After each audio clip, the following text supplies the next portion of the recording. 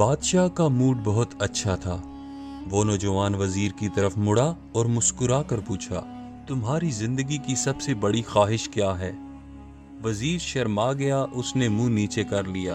بادشاہ نے کہا لگایا اور بولا، تم گھبراؤ مت، بس اپنی زندگی کی سب سے بڑی خواہش بتاؤ۔ وزیر گھٹنوں پر جھکا اور عاجزی سے بولا، حضور آپ دنیا کی سب سے خوبصورت ترین سلطنت کے مالک ہیں۔ میں جب بھی یہ سلطنت دیکھتا ہوں تو میرے دل میں بھی خواہش پیدا ہوتی ہے، اگر اس کا 10واں حصہ میرا ہوتا تو میں دنیا کا خوش نصیب ترین شخص ہوتا۔ وزیر خاموش ہو گیا۔ بادشاہ نے کہا لگایا اور بولا، میں اگر تمہیں آدھی سلطنت دے دوں تو؟ وزیر نے گھبرا کر اوپر دیکھا اور عاجزی سے بولا، بادشاہ سلامت، یہ کیسے ممکن ہے؟ میں اتنا خوش قسمت کیسے ہو سکتا ہوں؟ بادشاہ نے فوراً احکامات لکھنے کا حکم دیا۔ پہلے حکم کے ذریعے اپنی آدھی سلطنت نوجوان وزیر کے حوالے کرنے کا فرمان جاری کر دیا۔ دوسرے حکم میں بادشاہ نے وزیر کا سر قلم کرنے کا حکم دیا۔ وزیر دونوں احکامات پر حیران رہ گیا۔ بادشاہ نے احکامات پر مہر لگائی اور وزیر کی آنکھوں میں آنکھیں ڈال کر بولا، تمہارے پاس 30 دن ہیں۔ تم نے ان 30 دنوں میں صرف 3 سوالوں کے جواب تلاش کرنے ہیں۔ تم کامیاب ہو گئے تو میرا دوسرا حکم منسوخ ہو جائے گا اور تمہیں آدھی سلطنت مل جائے گی، اور اگر تم ناکام ہو گئے تو پہلا حکم خارج سمجھا جائے گا اور دوسرے حکم کے مطابق تمہارا سر اتار دیا جائے گا۔ وزیر کی حیرت پریشانی میں بدل گئی۔ بادشاہ نے اس کے بعد فرمایا، میرے 3 سوال لکھ لو۔ وزیر نے لکھنا شروع کر دیا۔ بادشاہ نے کہا، انسان کی زندگی کی سب سے بڑی سچائی کیا ہے؟ وہ رکا اور بولا، دوسرا سوال، انسان کی زندگی کا سب سے بڑا دھوکہ کیا ہے؟ وہ رکا اور پھر تیسرا سوال، انسان کی سب سے بڑی کمزوری کیا ہے؟ بادشاہ نے اس کے بعد نکارے پر چوٹ لگوائی اور بآواز بلند فرمایا، تمہارا وقت شروع ہوتا ہے۔ اب وزیر نے دونوں پروانے اٹھائے اور دربار سے دوڑ لگا دی۔ اس نے اس شام ملک بھر کے دانشور، ادیب، مفکر اور ذہین لوگ جمع کیے اور سوال ان کے سامنے رکھ دیے۔ ملک بھر کے دانشور ساری رات بحث کرتے رہے۔ وزیر نے دوسرے دن دانشور بڑھا دیے، لیکن نتیجہ وہی نکلا۔ وہ آنے والے دنوں میں لوگ بڑھاتا رہا، مگر اسے کوئی تسلی بخش جواب نہ مل سکا، یہاں تک کہ وہ دارالحکومت سے مایوس ہو کر باہر نکل گیا۔ وہ سوال اٹھا کر پورے ملک میں پھرا، مگر اسے کوئی تسلی بخش جواب نہ مل سکا۔ وہ مارا مارا پھرتا رہا، شہر شہر، گاؤں گاؤں کی خاک چھانتا رہا۔ شاہی لباس پھٹ گیا، پگڑی ڈھیلی ہو کر گردن میں لٹک گئی، جوتے پھٹ گئے اور پاؤں میں چھالے پڑ گئے، یہاں تک کہ شرط کا آخری دن آ گیا۔ اگلے دن اس نے دربار میں پیش ہونا تھا۔ وزیر کو یقین تھا کہ یہ اس کی زندگی کا آخری دن ہے۔ کل اس کی گردن کاٹ دی جائے گی اور جسم شہر کے مرکزی پل پر لٹکا دیا جائے گا۔ وہ مایوسی کے عالم میں دارالحکومت کی کچی آبادی میں پہنچ گیا۔ آبادی کے سرے پر ایک فقیر کی جھونپڑی تھی۔ وہ گرتا پڑتا اس کٹیا تک پہنچ گیا۔ فقیر سوکھی روٹی پانی میں ڈبو کر کھا رہا تھا، ساتھ ہی دودھ کا پیالہ پڑا تھا اور فقیر کا کتا شڑاب شڑاب کی آوازوں کے ساتھ دودھ پی رہا تھا۔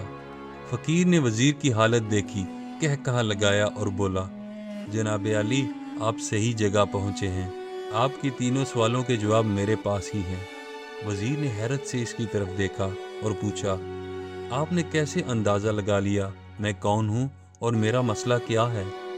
فقیر نے سوکھی روٹی کے ٹکڑے چھابے میں رکھے، مسکرایا اور اپنا بوریا اٹھایا اور وزیر سے کہا، یہ دیکھیے، آپ کو بات سمجھ آ جائے گی۔ وزیر نے جھک کر دیکھا، بوریے کے نیچے شاہی لباس بچھا ہوا تھا۔ یہ وہ لباس تھا جو بادشاہ اپنے قریب ترین وزراء کو عنایت کرتا ہے۔ فقیر نے کہا، جناب عالی، میں بھی اس سلطنت کا وزیر ہوتا تھا، میں نے بھی آپ کی طرح بادشاہ سے شرط لگانے کی غلطی کر لی، نتیجہ آپ خود دیکھ لیجئے۔ فقیر نے اس کے بعد سوکھی روٹی کا ٹکڑا اٹھایا اور دوبارہ پانی میں ڈبو کر کھانے لگا۔ وزیر نے دکھی دل سے پوچھا، کیا آپ بھی جواب تلاش نہیں کر سکے تھے؟ فقیر نے مسکرا کر جواب دیا، میرا معاملہ آپ سے مختلف تھا، میں نے جواب ڈھونڈ لیے تھے، میں نے بادشاہ کو جواب بتائے، آدھی سلطنت کا پروانہ پھاڑا، بادشاہ کو سلام کیا اور اس کٹیا میں آ کر بیٹھ گیا۔ میں اور میرا کتا دونوں بہت مطمئن زندگی گزار رہے ہیں۔ وزیر کی حیرت بڑھ گئی، لیکن یہ سابق وزیر کی حماقت کے تجزیے کا وقت نہیں تھا، بلکہ جواب معلوم کرنے کی گھڑی تھی۔ چنانچہ وزیر نے فقیر سے پوچھا، کیا آپ مجھے سوالوں کے جواب دے سکتے ہیں؟ فقیر نے ہاں میں گردن ہلا کر جواب دیا، میں پہلے 2 سوالوں کا جواب مفت دوں گا، لیکن تیسرے جواب کے لیے تمہیں قیمت ادا کرنی ہوگی۔ وزیر کے پاس شرط ماننے کے سوا کوئی چارہ نہ تھا، اس نے فوراً ہاں میں گردن ہلا دی۔ فقیر بولا، دنیا کی سب سے بڑی سچائی موت ہے۔ انسان کوئی بھی ہو، کچھ بھی ہو، وہ اس سچائی سے نہیں بچ سکتا۔ وہ رکا اور بولا، انسان کی زندگی کا سب سے بڑا دھوکہ زندگی ہے۔ ہم میں سے ہر شخص زندگی کو دائمی سمجھ کر اس کے دھوکے میں آ جاتا ہے۔ فقیر کے دونوں جواب ناقابل تردید تھے۔ وزیر سرشار ہو گیا۔ اس نے اب تیسرے جواب کے لیے فقیر سے شرط پوچھی۔ فقیر نے کہا لگایا، کتے کے سامنے سے دودھ کا پیالہ اٹھایا، وزیر کے ہاتھ میں دیا اور کہا، میں آپ کو تیسرے سوال کا جواب اس وقت تک نہیں دوں گا جب تک آپ یہ دودھ نہیں پیتے۔ وزیر کے ماتھے پہ پسینہ آ گیا۔ اس نے نفرت سے پیالہ زمین پر رکھ دیا۔ وہ کسی قیمت پر کتے کا جوٹھا نہیں پی سکتا تھا۔ فقیر نے کندھے اچکائے اور کہا، تمہارے پاس اب 2 راستے ہیں، تم انکار کر دو اور شاہی جلاد کل تمہارا سر اتار دے، یا پھر تم یہ آدھا پاؤ دودھ پی جاؤ اور تمہاری جان بھی بچ جائے اور تم آدھی سلطنت کے مالک بھی بن جاؤ۔ فیصلہ بہرحال تم نے کرنا ہے۔ وزیر پھنس چکا تھا۔ ایک طرف زندگی اور آدھی سلطنت تھی اور دوسری طرف کتے کا جھوٹا دودھ تھا۔ وہ سوچتا رہا یہاں تک کہ جان اور مال جیت گیا اور عزت نفس ہار گئی۔ وزیر نے پیالہ اٹھایا اور ایک ہی سانس میں دودھ پی گیا۔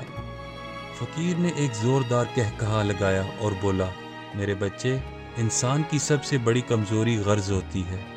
یہ اسے کتے کا جھوٹا دودھ پینے پر مجبور کر دیتی ہے، اور یہ وہ سچ ہے جس نے مجھے سلطنت کا پروانہ پھاڑ کر اس کٹیا میں بیٹھنے پر مجبور کر دیا تھا۔ میں جان گیا تھا، میں جو زندگی کے دھوکے میں آؤں گا، میں موت کی سچائی کو فراموش کرتا جاؤں گا۔ میں موت کو جتنا فراموش کرتا رہوں گا، میں اتنا ہی غرض کی دلدل میں پھنستا جاؤں گا، اور مجھے روز اس دلدل میں سانس لینے کے لیے غرض کا غلیظ دودھ پینا پڑے گا۔ لہٰذا میرا مشورہ ہے، زندگی کی ان تینوں حقیقتوں کو جان لو، تمہاری زندگی اچھی گزرے گی۔ وزیر شرمندگی اور خود ترسی کا تحفہ لے کر فقیر کی کٹیا سے نکلا اور محل کی طرف چل پڑا۔ وہ جو محل کے قریب پہنچ رہا تھا، اس کے احساس سے شرمندگی میں اضافہ ہو رہا تھا۔ اس کے اندر ذلت کا احساس بڑھ رہا تھا۔ وہ اس احساس کے ساتھ محل کے دروازے پر پہنچا۔ اس کے سینے میں خوفناک ٹیس اٹھی۔ وہ گھوڑے سے گرا، لمبی ہچکی لی اور اس کی روح قفس عنصری سے پرواز کر گئی۔ دوستو، ہمیں کسی دن کسی ٹھنڈی جگہ پر بیٹھ کر زندگی کے ان بنیادی سوالوں پر غور کرنا چاہیے۔ ہمیں یہ سوچنا چاہیے، ہم لوگ کہیں زندگی کے دھوکے میں آ کر غرض کے پیچھے تو نہیں بھاگ رہے، ہم لوگ کہیں موت کو فراموش تو نہیں کر بیٹھے، اور ہم کہیں اس کہانی کے وزیر تو نہیں بن گئے۔ مجھے یقین ہے ہم لوگوں نے جس دن یہ سوچ لیا، اس دن ہم غرض کے ان غلیظ پیالوں سے بالا تر ہو جائیں گے۔ دوستو، اگر آپ کو آج کی ویڈیو پسند آئی ہو تو اسے لائک کریں، دوستوں میں شیئر کریں اور ہمارے چینل کو سبسکرائب کریں۔